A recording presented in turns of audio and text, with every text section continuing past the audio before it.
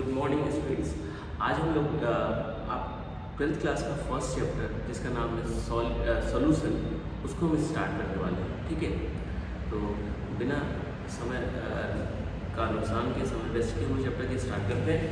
हमारा चैप्टर है solution, class 12 का पहला चैप्टर जिसका नाम है सॉल्यूशन, हम लोग आज पढ़ने वाले हैं। तो बच्चों, मैं आपसे बता देना चाहता हूँ कि उसके लिए सॉल्यूशन होता क्या है। ठीक है, तो solution is a binary component, means when solute dissolve in solvent, so this form a solution। यानी अगर हम solution की बात करें तो it is a homogeneous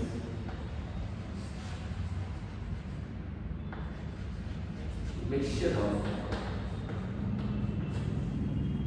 it is a homogeneous mixture of what? Solute and solvent। तो हमने बोला कि सॉल्यूशन क्या है, होमोजेनियस मिक्सचर है सॉल्यूट और सॉल्वेंट का। यानी कि सॉल्यूशन में दो कंपोनेंट होते हैं, एक होता है सॉल्यूट, एक होता है सॉल्वेंट। ठीक है, यानी कि मान लो कि मैंने यहाँ पे आपको एक ग्लास दिया, यहाँ पर ग्लास हो गया, टम्बलर इसको बोल सकते हो, टम्बलर हो गया। इस टम्बलर में मैंने क्या किया, मैंने यहाँ पे पानी हमने भरा था, मान लीजिए पानी यहाँ पर, पानी यहाँ पे भरा था, और इसमें क्या किया मैंने ऊपर में क्या डाल दिया, हमें शुगर के कुछ क्रिस्टल्स डाल दिए, शुगर। ठीक है, क्या होगा कुछ देर बाद क्या होगा, शुगर कंप्लीटली क्या हो जाएगा, डिसॉल्व हो जाएगा टम्बलर। ठीक है, आफ्टर सम टाइम, कुछ टाइम के बाद क्या होगा, ये क्या होगा, ये अब फिर पानी जैसे निकलेगा, एक अभी क्या हो गया, सॉल्यूशन हो गया। ये क्या है, सॉल्यूशन ऑफ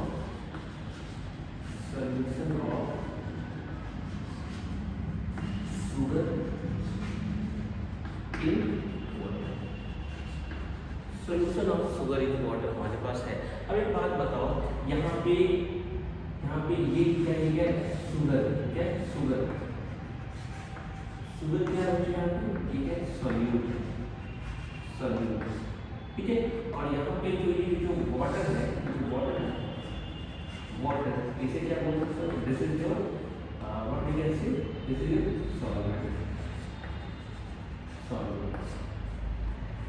यानी कि हमने यहाँ पे देखा कि जिसको हम घोल रहे हैं, means the substance which is dissolved is known as solute and the substance is dissolved in the thing is known as solvent। ठीक है, यानी कि जिसमें हम बोल रहे हैं वो क्या है, सॉल्वेंट है, और जिसको हम बोल रहे हैं वो क्या है, सॉल्यूट है। तो हम इसकी टर्म बोल सकते हैं, नोट लिख सकते हो आप, नोट कि the substance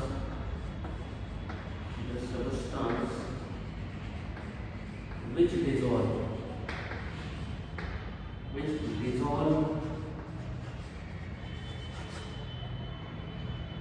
in solution,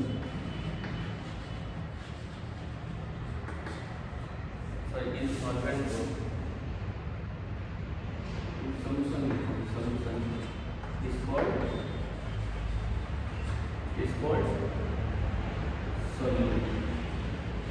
यानी जिसको बोल रहे हैं वो क्या है, सॉल्यूट है।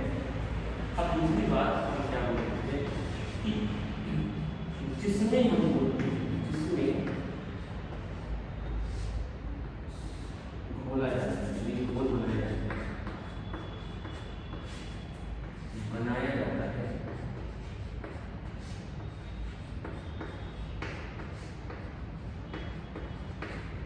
उन्हें क्या कहते हैं, हम क्या कहते हैं, सॉल्वेंट। तो आपने देखा कि सॉल्यूट क्या होता है, और फिर आपने ये भी देखा कि सॉल्वेंट क्या होता है। ठीक है, तो अपने यहाँ पे सॉल्यूट और सॉल्वेंट को समझ लिया। अब कुछ टर्म है जिसे हमें जाननी होगी। इस सॉल्यूशन को तो हमने समझा कि सॉल्यूशन में क्या होता है, it is a homogeneous mixture of two और मोर देन टू कंपोनेंट। क्या कह सकते हैं, it is a homogeneous mixture of two और मोर देन टू कंपोनेंट, और दो या दो से अधिक कंपोनेंट है जो होमोजेनियस मिक्सचर, वही क्या सॉल्यूशन है। इसमें सॉल्यूशन में एक सॉल्यूट होता है, एक सॉल्वेंट होता है, जिसमें हम बोलते हैं उसे क्या बोलते हैं, सॉल्यूट, और जिसको सर जिसमें हम बोलते हैं उसको हम सॉल्वेंट बोलते हैं, और जिसको बोलते हैं उसको हम सॉल्यूट बोलते हैं। अब how expression of concentration can be हुई करके हम जान लेते हैं। जैसे हेडिंग डालते हैं एक्सप्रेसिंग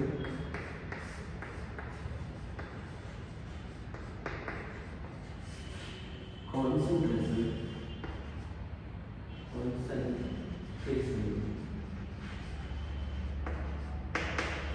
of solution।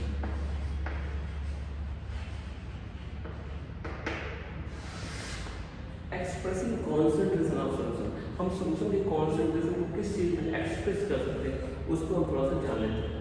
तो इसमें पहला हम लेते हैं कि मास परसेंटेज क्या होता है, जानने वाले कि मास परसेंटेज क्या होता है।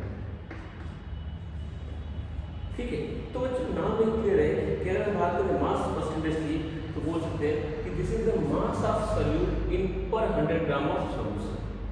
मास of solute in per 100 gram of solution, बोल सकते हैं mass percentage equals to mass of solute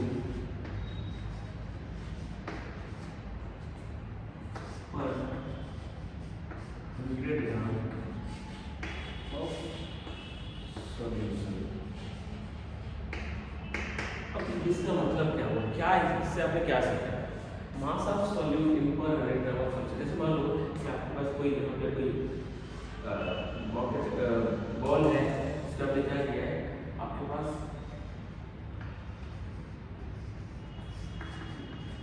250 ग्राम क्या है, 250 ग्राम वाटर है मान लीजिए, ठीक है। अब इसमें हमने क्या किया, आपने डाला है NaCl, और NaCl मान लो आपने डाल दिया 50 ग्राम, ठीक है। तो इसका मास परसेंटेज क्या हुआ ये याद होगा। एक बात समझना, 50 ग्राम के लिए हम कितना डाला है, 250 ग्राम, ठीक है। तो यहाँ से अगर इसको आधा कर दूँ, यहाँ से मैं कर दूँ कि अगर 50 ग्राम में हमने 250 ग्राम डाला है पानी, तो 250 ग्राम वाटर में हमने 50 ग्राम NaCl डाला है, ठीक है। NaCl ये क्या है, वाटर। 1 ग्राम वाटर में क्या है, 50/250 ग्राम क्या डालेगा, NaCl डालेगा। यहाँ से अगर हम 100 ग्राम स्पून बात करूँ, इसके लिए 100 × 50/250। अब ये देखो, ये जिससे कट गया, और ये 25 से 5 टाइम, और ये 10 टाइम, ठीक है, और ये 10 से 2 टाइम, और ये 1 टाइम कट गया, ठीक है। तो कहीं ना कहीं हमारा क्या है, हमारा है 20, ठीक है, हमारा क्या है 20। तो हम कह सकते हैं 20% is the mass percentage of what we can say NaCl। यानी कि अगर हम 250 ग्राम सॉल्यूशन में 50 ग्राम NaCl डालते हैं तो उस NaCl का जो मास परसेंटेज होगा वो कितना होगा, 20% होगा, 20% होगा, आप जान सकते हैं। इसके बाद इसको जानने के बाद से अगर मास परसेंटेज को समझिए तो हमें अब समझना होगा वॉल्यूम परसेंटेज क्या होता है। तो देखते हैं वॉल्यूम परसेंटेज को, देखना चाहिए वॉल्यूम परसेंटेज सेम इसी के जैसे वॉल्यूम परसेंटेज। अगर हम वॉल्यूम परसेंटेज की बात कर रहे हैं तो बोल सकते हैं वॉल्यूम परसेंटेज, इसी तरह volume of solute, volume of solute in 100 gram of solution. Same ऐसे कोई दिक्कत नहीं है, volume of solute in 100 gram of solution का वॉल्यूम परसेंटेज आप देख सकते हैं। इसके बाद से बच्चों अगर आपने ये जान लिया तो आपको एक और चीज जानना है कि हाँ, आपको क्या जानना है, आपको इसको ये जानना है कि मोलैरिटी क्या होती है। मोलैरिटी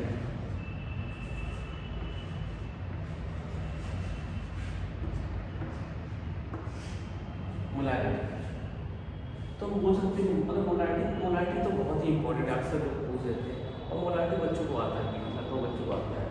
ठीक है, तो देखो moles of solute dissolving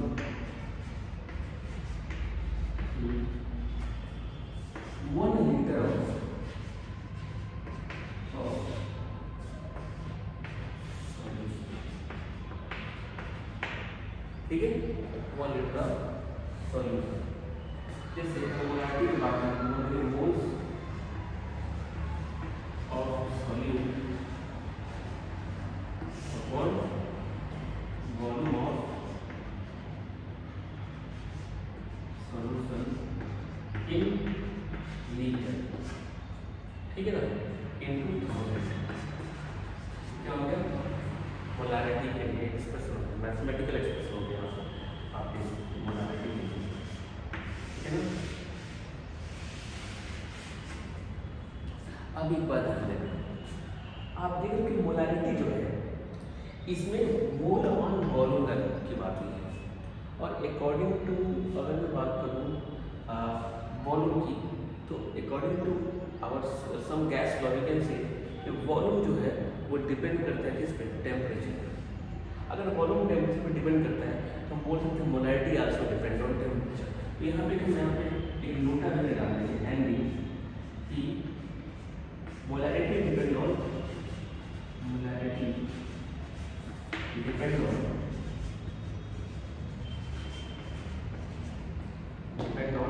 temperature, ठीक है। मोलारिटी जो है वो टेम्परेचर पर डिपेंड करती है, आपने देखा है, ठीक है। तो ये रहा बात आपका मोलारिटी का, जिसको हमने बताया। हम लोग इसका एप्लीकेशन पार्ट करेंगे जहाँ पर कुछ क्वेश्चन इसके जरिए सॉल्व कर रहे होंगे, ठीक है। तो मैं मोलारिटी में समझाया। अब इसके बाद हमें पढ़ना है मोलालिटी। क्या पढ़ना है कुछ, मोलालिटी क्या होता है, देखिए मोलालिटी क्या होता है। हम लोग पढ़ रहे हैं एक्सप्रेसिंग कॉन्सेंट्रेशन ऑफ सॉल्यूशन, जिसमें हमने mass percentage, volume percentage, molarity की बात करी। अब हम क्या करने वाले हैं कि what is the meaning of molarity, molarity, okay, molarity. First of all, if we talk about molality, so we can say molality is nothing, it is only a mole of solute dissolving mass of mole of solute into mass of solvent, mass of solvent in kg into 1000, ठीक है। अब देखो ये जो expression है क्या molality का है, आपने यहाँ पे देखा कि इसमें हमने किसी की बात की, 1000 में कांस्टेंट क्वांटिटी है। मोल्स जो होता है वो भी एक क्या है, mole is a quantity, this quantity, and mass doesn't depend on temperature. तो फाइनली यहाँ पे कोई ऐसी क्वांटिटी नहीं दिख रही है जो टेम्परेचर पर डिपेंड करती है, ठीक है।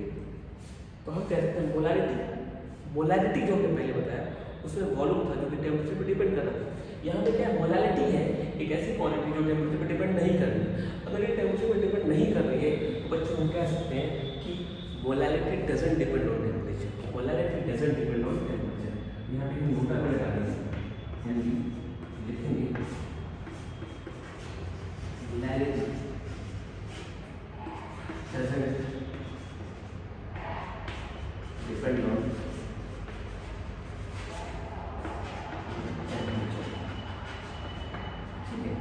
ये चीज़ जाना। इसके बाद हमने क्या पढ़ा, हमने पढ़ा मास परसेंटेज, हमने पढ़ा वॉल्यूम परसेंटेज, हमने पढ़ा मोलारिटी, हमने पढ़ा मोलारिटी, ठीक है। ये सब चीज़ों को हमने देखा। इसके बाद से हम लोग कुछ लॉस पढ़ेंगे। इसमें सबसे पहले हम पढ़ेंगे हेल्महोल्ट्ज़ लॉस।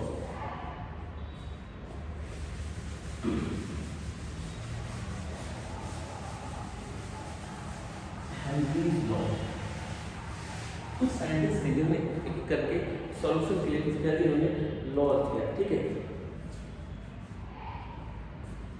देखिए पहले हेनरीज लॉ, हेनरी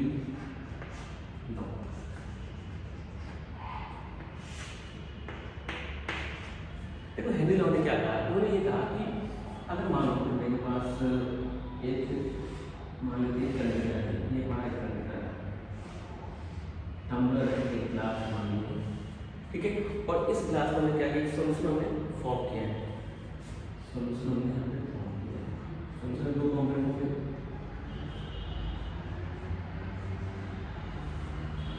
ठीक है। अब एक बात बताओ कि यहाँ पे सोल्यूशन है, तो सोल्यूशन अगर यहाँ बना है तो क्या कुछ वेपर परमाणु किसी टेम्परेचर पे ऐसा रखा है, 5 के टेम्परेचर पे कुछ इस वेपर्स इस पे बना, ठीक है, वेपर्स क्रिएट हो रहे हैं। तो इसमें कहा गया कि अगर कोई भी सोल्यूशन से वेपर निकल रहे हैं तो उस वेपर का जो पार्शियल प्रेशर होगा, मीन्स पार्शियल प्रेशर जो होगा इस पूरे इस सोल्यूशन का जो पार्शियल प्रेशर होगा वो डिपेंड करेगा mole fraction of the solution पे, sorry mole fraction of the solute, ठीक है। यानी कि according to Henry what we can say the partial pressure or the pressure of this system, this glass, this solution is directly proportional to the mole fraction of the solute. कितना solute आपने घोला है, कितना fraction आपने घोला है, means अगर आपके पास सॉल्यूशन एक सॉल्यूशन है, उस सॉल्यूशन में कितना फ्रैक्शन आपके पास सॉल्यूट है, उस पर उसी के अकॉर्डिंग क्या होता है, पार्शियल प्रेशर जो होता है उस सॉल्यूशन का वैरी करता है। यानी कि जो पार्शियल प्रेशर होगा इस सॉल्यूशन का वो डिपेंड करेगा mole fraction of the solute. अब सभी को पता है कि अगर प्रोपोर्शनल लगाते हैं, अगर मैथमेटिक्स की बात करें, अकॉर्डिंग टू मैथमेटिक्स अगर कहीं भी प्रोपोर्शनल लगाया जाता है तो उस प्रोपोर्शनल के लिए हमें प्रोपोर्शनलिटी कांस्टेंट लगाना पड़ता है। तो यहाँ पे क्या होगा, यहाँ पे P जो है is equal to KH into X of solute into derivative, ठीक है। ये आपका हेनरी लॉ का क्या हो जाता है, मैथमेटिकल फार्मूला हो जाता है, जहाँ पे KH is a proportionality constant. KH क्या है, ये प्रोपोर्शनलिटी कांस्टेंट है, क्योंकि K के साथ H लगा है, यानी कि इसको हेनरी साहब ने दिया था, इसलिए बोलते हैं this is the Henry law constant. इसको इम्पोर्टेंट क्या बोलते हैं, हेनरी लॉ कांस्टेंट बोलते हैं। तो अब हेनरी लॉ में कैसे इसको डिफाइन कर सकते हैं, तो बोल सकते हैं at constant temperature, at constant temperature, क्या बोला मैंने कि एक नियत तापमान, एक कांस्टेंट टेम्परेचर पर the pressure of partial pressure of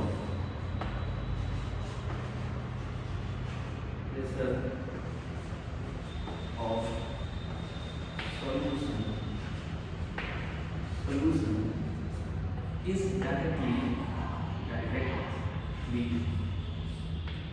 proportional to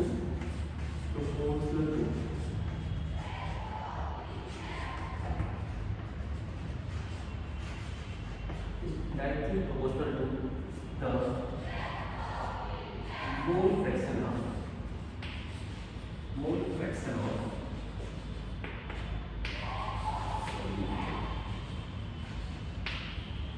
ठीक है। तो ये हमें जाना कि हेनरी लॉ क्या है। इन्होंने कहा कि किसी कांस्टेंट टेम्परेचर पे जो पार्शियल प्रेशर जो डेवलप होगा किसी सॉल्यूशन में, वो डिपेंड करेगा कि कितने मोल फ्रैक्शन ऑफ सॉल्यूट हमने डिजॉल्व किया। यानी कि मोल फ्रैक्शन ऑफ सॉल्यूट ज़्यादा होंगे तो अगर प्रेशर जो बनेगा आपने उस सॉल्यूशन से कुछ ज़्यादा होगा। This is all about Henry's law, ठीक है। तो आपने इस तरीके से हेनरी लॉ को जाना। अब मैं क्या कर रहा हूँ, इसके बाद से आपको मैं नेक्स्ट जो टॉपिक पढ़ाने वाला हूँ वो है आपका राउल्फ, ठीक है। लेकिन एक चीज़ और है कि हेनरी लॉ को जानने के बाद से आपको जो एप्लीकेशन पार्ट है हेनरी लॉ का, उसको थोड़ा मैं बता देना चाहता हूँ। एप्लीकेशन की अगर मैं बात करूँ तो टॉपिक है एप्लीकेशन ऑफ हेनरी लॉ। तो देखो क्या कह रहा है कि आपने देखा होगा सोडा वाटर हमने देखा है। हेनरी लॉ का अगर हम बात करें एप्लीकेशन का, तो जो सोडा वाटर होता है ना, सोडा वाटर जो आपका होता है, उस सोडा वाटर में CO2 को डिसॉल्व किया जाता है, ठीक है। So to dissolve the soda water इन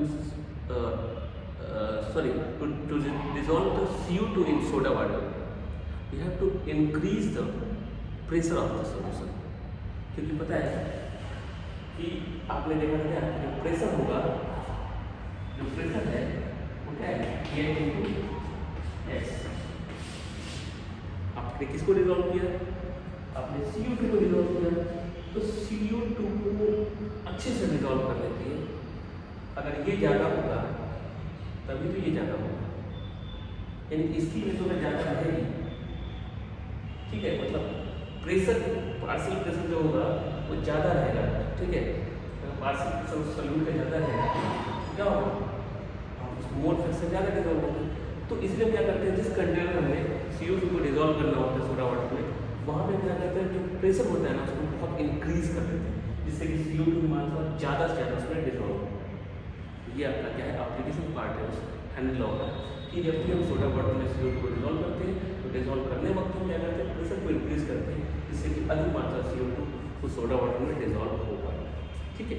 तो ये अभी आपका क्या है, हैंडल लॉ का एप्लीकेशन पार्ट था, आपने जाना। हाँ, एक बात बता दें, अच्छे से पढ़ाई करिए आप, ठीक ना, क्योंकि ऐसे छोटे छोटे टर्म एक साल सब कुछ भूल जाए, इसलिए कोशिश करो खुद से उसको खुद से कैसे तैयार कर सकते हो, खुद से किस तरीके से चीज़ों को हम सोच सकते हैं। मतलब ऐसे वीडियो ऑन करके बैठ के देख कर उससे काम नहीं चलो, आप खुद सोचो इन सब चीज़ों में तब जाके आपको तैयार हो, ठीक है। तो आपने हैंडल लॉ को देखा, अब हम पढ़ेंगे Raoult's law. Raoult's law, hashtag Raoult's law.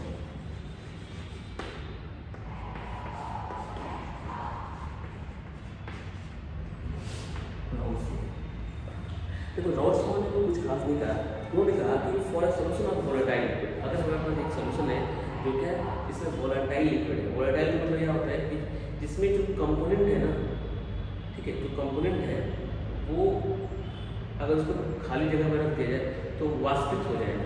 इस ऐसे सॉल्यूशन जिसको अगर कहीं धूप में या फिर कहीं रख दो तो धीरे धीरे वो समय के साथ क्या हो जाए, वेपोराइज हो जाए, तो ऐसे सॉल्यूशन क्या बोलते हैं, वोलेटाइल बोलते हैं। तो कह रहे हैं कि अगर हमारे पास क्या है, सॉल्यूशन है किसका, वोलेटाइल लिक्विड का, तो the partial vapour pressure of each component of the solution, ठीक है, partial pressure of each component of the solution, यानी कि सॉल्यूशन का जो ईच कंपोनेंट का जो पार्शियल प्रेशर होगा वो डिपेंड करेगा किस पे, mole fraction present on the solution, ठीक है। आप लोग शायद ठीक से समझ नहीं पा रहे हैं। कह रहे हैं कि फॉर द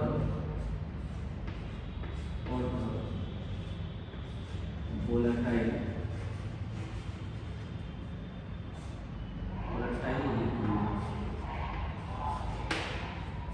अगर volatile liquid है या फिर और volatile सॉल्यूशन भी बोल सकते हैं यहाँ पर,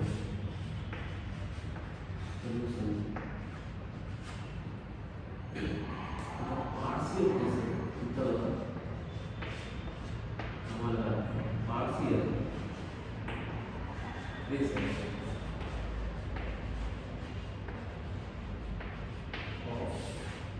each component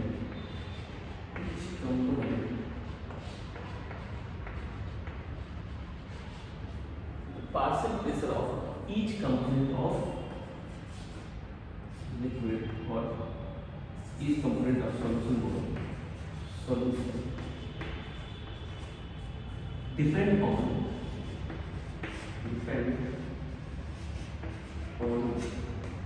mole fraction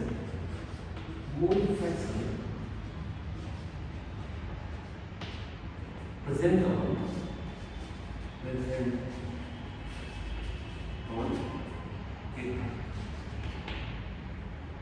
यानी कि जैसे मान लो कि मेरे पास हमने एक सॉल्यूशन बनाया है जिसमें दो कंपोनेंट ए और बी, ए और बी, ए क्या है आपका, ए क्या है आपका वाटर, बी क्या है आपका साल्ट, यानी नमक पानी हमने बोल दिया। तो यहाँ पे इनका कहना ये है कि अगर मैं बात कर रहा हूँ P1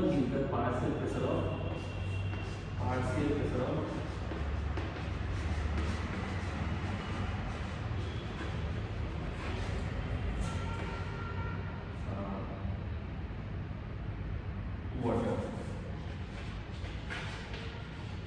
ठीक है, और P2 is the partial pressure of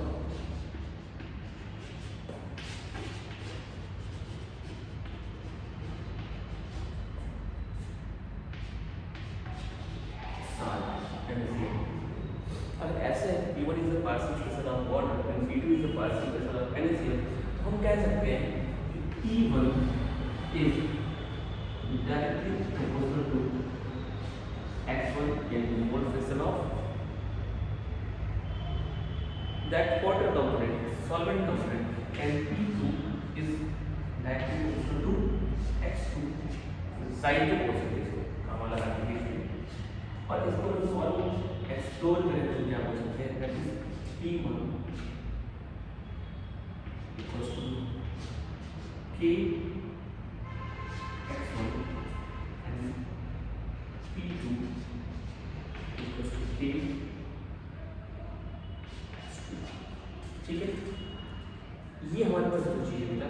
अब मान लो इस टोटल, इसका जो टोटल प्रेशर है इस कंपोनेंट का, हमने एक्चुअली जो डाउट्स लाया क्या उसने ये बोला कि पार्शियल प्रेशर जो होंगे इन कंपोनेंट का, कोई वोलेटाइल लिक्विड है तो उन हर लिक्विड के जो भी कंपोनेंट हमने मिलाया है उनका जो पार्शियल प्रेशर होगा वो डिपेंड करेगा कि उसमें कितने मोल प्रेशर हमने उसमें मिलाया है।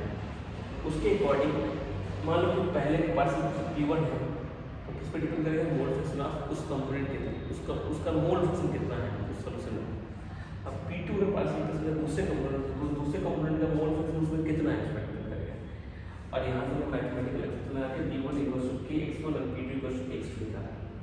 अब मान लो इस दो कंपोनेंट में जो टोटल जो प्रेशर है इस सॉल्यूशन का वो कितना T है, PT है। मान लो मैंने बोल दिया PT is the total pressure of the solution, तो टोटल प्रेशर होगा क्या होगा, इन सभी के प्रेशर को जोड़ दे वही तो टोटल प्रेशर होगा।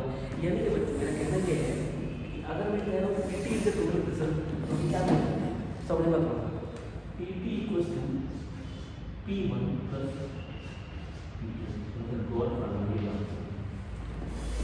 PT equals to P1 plus P2। एक बात बताइए कि यहाँ पर वैल्यू पुट करें तो क्या हो जाएगा, PT इक्वल्स टू क्या होगा, K X1 plus K X2 होगा ना, होगा कोई दिक्कत तो होता है।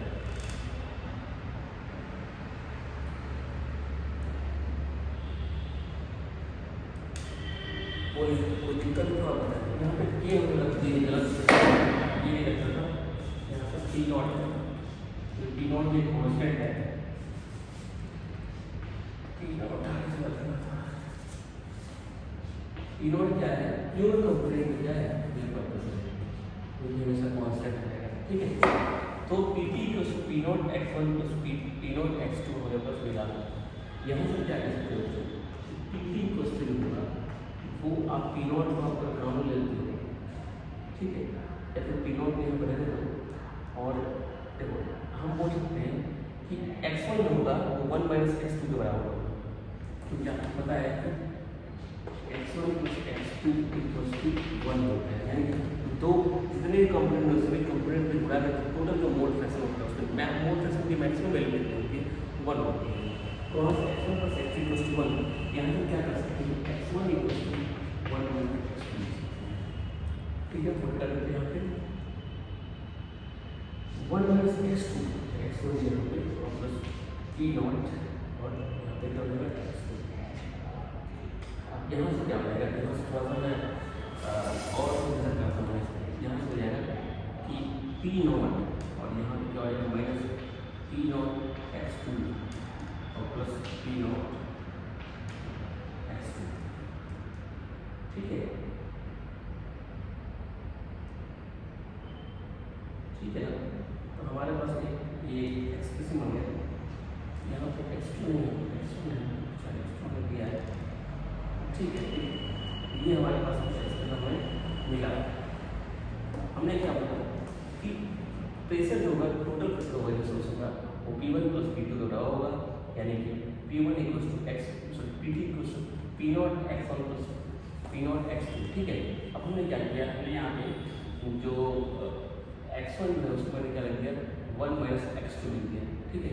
x1 क्या लिख दिया 1 माइनस x2 लिख दिया, तो क्या हो गया जो टोटल एक्सप्रेशन है वो है पी नॉट प्लस इसको भी छोड़ देते हैं, इसको भी यहीं पे रखते हैं P naught into this is the whole expression for total pressure of the solution. ये आपने देखा, तो इस तरीके से राउल्ट्स लॉ को भी समझा क्या होता है राउल्ट्स लॉ। और राउल्ट्स लॉ में मैक्सिमम जो आपका जो मेन फॉर्मूला मिली है E1 equal to P naught into x naught that is partial pressure of first component is equal to partial pressure of the pure component into their mole fraction of the first component. और अगर partial pressure of second component निकालना है तो क्या करेंगे हम pure component के जो वेपर प्रेशर होगा उसको partial mole fraction of second component से क्या करेंगे मल्टीप्लाई कर देंगे। तो अभी तक आपने राउल्ट्स लॉ को भी जाना, हेनरी लॉ को जाना, ठीक है। आपने मास परसेंटेज क्या होता है सोल्यूशन का, वॉल्यूम परसेंटेज क्या होता है सोल्यूशन का, ये भी जाना। आपने मोलारिटी क्या होता है जाना, आपने मोलारिटी जाना। आपको मैंने एक इम्पॉर्टेंट क्वालिटी बताया मोलारिटी और मोलारिटी में कि जो मोलारिटी होता है वो टेम्परेचर डिपेंडेंस होता है और जो मोलारिटी होता है वो टेम्परेचर डिपेंडेंट नहीं होता है। मोलारिटी टेम्परेचर डिपेंडेंट इसलिए होता है क्योंकि वहाँ पे क्या होता है, वहाँ पे वॉल्यूम की बात होती है और वॉल्यूम क्या होता है टेम्परेचर पे डिपेंड करता है। और मोलारिटी में वॉल्यूम ही नहीं है, हमें मास और वॉल्यूम मास और मोल की बात है और मास और मोल दोनों ही क्या करते हैं टेम्परेचर पर डिपेंड नहीं करते, इसलिए मोलारिटी टेम्परेचर पर डिपेंड नहीं करता है लेकिन मोलारिटी करता है, ठीक है। तो वो हमने देखा। अभी हम लोग क्या करने वाले हैं, हम लोग एक टर्म पढ़ने वाले आइडियल सॉल्यूशन।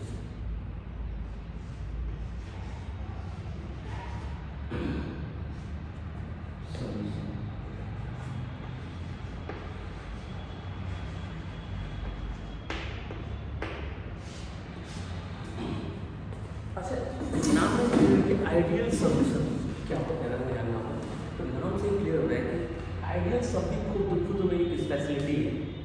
हम कहते हैं कि वो बच्चा बहुत आइडियल है, ठीक है, या फिर हम किसी को आइडियल मान करके उनके अकॉर्डिंग अपनी चीज़ों को करने का प्रयत्न करते हैं। जैसे मान लो कि हम छात्र जो हैं, छात्र जो भी हैं वो चाहते हैं वो थोड़ा सा जो डॉक्टर APJ अब्दुल कलाम, अब्दुल पाकिर जलालुद्दीन अब्दुल कलाम जो है इनको लोग आइडियल मानते हैं, इनको लोग क्या करते हैं अनुसरण करते हैं, फॉलो करते हैं कि उनके अकॉर्डिंग लोग अपने को बिठाने की कोशिश करते हैं, ठीक है। ऐसे हर चीज़ के लिए एक आइडियल सिस्टम होता है, ठीक है। अब आइडियल में क्या होता है डिसीज गुण होते हैं, कुछ डिसीज प्रॉपर्टी कुछ अच्छे गुण होते हैं। तो ऐसे सॉल्यूशन भी जो होता है वो आइडियल सॉल्यूशन के रूप में हम कुछ सॉल्यूशन जानते हैं। अब कौन से सॉल्यूशन होंगे आइडियल सॉल्यूशन, कौन से सॉल्यूशन आइडियल नहीं होंगे, उसको हम कैसे क्लासीफाई करेंगे। तो कहते हैं कि जो सॉल्यूशन राउल्ट्स लॉ को फॉलो करते हैं, जो सॉल्यूशन राउल्ट्स लॉ को फॉलो करते हैं और जिस सॉल्यूशन को मिक्स करना है, यानी कि एक ऐसा सॉल्यूशन लिया जिसके लिए डेल्टा एक्स की वैल्यू, डेल्टा एच की वैल्यू और मिक्सिंग, यानी कि जब मिक्स कर रहे हैं तो चेंज एंथैल्पी जो होगी वो भी 0 हो जाए, ठीक है। और वो सॉल्यूशन क्या है आइडियल लॉ को क्या करें, सॉरी वो सॉल्यूशन राउल्ट्स लॉ को क्या करें फॉलो करें, उसे हम क्या बोलते हैं आइडियल सॉल्यूशन बोलते हैं। अब बात आती है तो आइडियल सॉल्यूशन राउल्ट्स लॉ को फॉलो करेगा तो उसको आइडियल बोला जाएगा, लेकिन आइडियल सॉल्यूशन जो राउल्ट्स लॉ होता क्या है, तो आपको मैंने बताया कि राउल्ट्स लॉ यही है कि P1 equals to P naught into x1, P2 equals to P naught into x2 और अगर तीसरा कंपोनेंट भी सॉल्यूशन डिवेलप किया गया है तो P3 equals to P naught into x3, ठीक है। यानी कि अगर कोई सॉल्यूशन आइडियल है उसमें क्या करना पड़ेगा, सबसे पहले वो राउल्ट्स लॉ को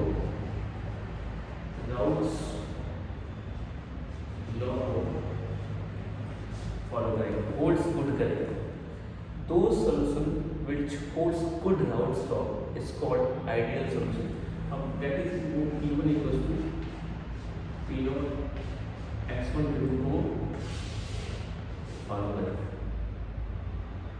जिसके लिए डेल्टा एच में से यानी कि change in enthalpy of the solution, यानी जब तुम पहले जब उसके कंपोनेंट को मिक्स नहीं किए हो तो उस समय अलग अलग कंपोनेंट का मिला के जो एंथैल्पी है, और जब मिक्स कर दियो तब उस सॉल्यूशन का जो एंथैल्पी हो उसमें कोई भी डिफरेंस ना हो, यानी कि change in enthalpy on mixing is equal to 0 हो जाए। तो ये भी प्रॉपर्टी होती है आइडियल सॉल्यूशन की। और साथ ही साथ चेंज इन वॉल्यूम मिक्सिंग, तो क्या हो, अब यहाँ तुम समझोगे। बात बताइए, मान लो कि मैंने 2 कंपोनेंट दिया था, एक कंपोनेंट क्या आपका 25 ml है, एक कंपोनेंट आपका 30 ml है, ठीक है। तो 25-30 ml कितना हो गया, 55 हो गया, यानी कि आपका टोटल आपने सॉल्यूशन बनाने से पहले आपका जो वॉल्यूम है क्या 55 है। अब जब उस दोनों को मिक्स कर दिया उसके बाद जब वॉल्यूम चेक करो तो कन्फर्म 100% 55 ही आना चाहिए, 55 ही आना चाहिए, उसे ना 56 होगा ना 54 होगा, इवन वो 55.1 भी नहीं होगा और 54.9 भी नहीं होगा। जिससे कि जो मिक्स कर रहे हैं, मिक्स करते समय जो डेल्टा फी जो चेंज इन वॉल्यूम है वो 0 हो, यानी कि उसमें कोई चेंजेस ना आए, जो पहले था वही आए। तो ये 3 प्रॉपर्टी जो कोई सॉल्यूशन फॉलो करती है तो क्या कहते हैं कि वो सॉल्यूशन क्या है, आइडियल सॉल्यूशन। अब ये तो आइडियल हो गया, ये तो क्या हो गई आइडियल प्रॉपर्टी हो गई। अब ऐसे में क्या करें, अगर बोल के non ideal solution, non ideal तो जो राउल्स लॉ को फॉलो ना करें, दो solution which doesn't hold Raoult's law is called non-ideal solution, यानी कि वो उसके लिए जो P1 हो वो is not equal to P0 into H0 और डेल्टा H मिक्सिंग हो वो क्या हो, तो 0 के बराबर नहीं है, डेल्टा B जो मिक्सिंग हो वो 0 के बराबर नहीं हो। तो तीन कंडीशन हम कोई चीज फॉलो करती है तो किस कैटेगरी में आएगा, क्या है नॉन आइडियल सॉल्यूशन में आएगा।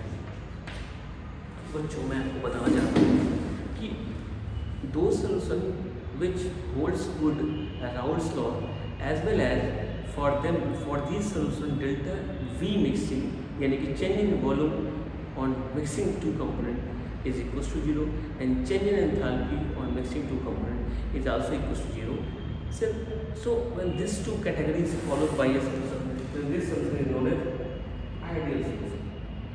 But similarly, if a solution doesn't follow Raoult's law, that is for them P1 is not equals to P0 into X1, that is not following Raoult's law, and delta V mixing is not equals to 0 is something else, and delta H mixing is also not equals to 0, it is something else. So this type of property, if this type of property a solution having, this solution is known as non-ideal solution. तो हमने आपको ये सारी बातें अभी तक बताई। अब बच्चों इसके बाद हम कुछ और प्रॉपर्टी को पढ़ने वाले हैं जिसमें होगा आपका azeotropes. What do mean by azeotropes? Anyone guess what is एक्सोट्रॉप्स?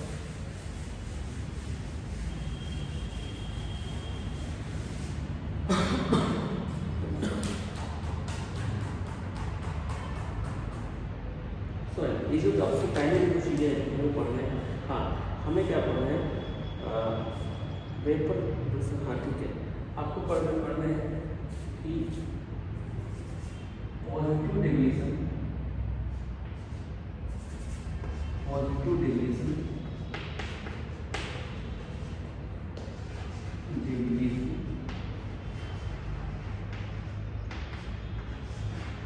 from Raoult's law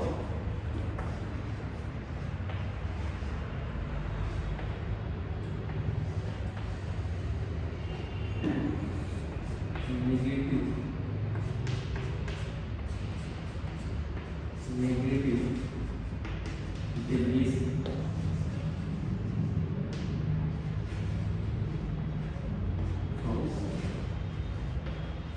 from Raoult's law.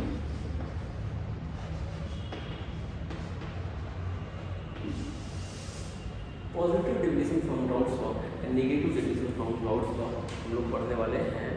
ठीक है, तो चूँकि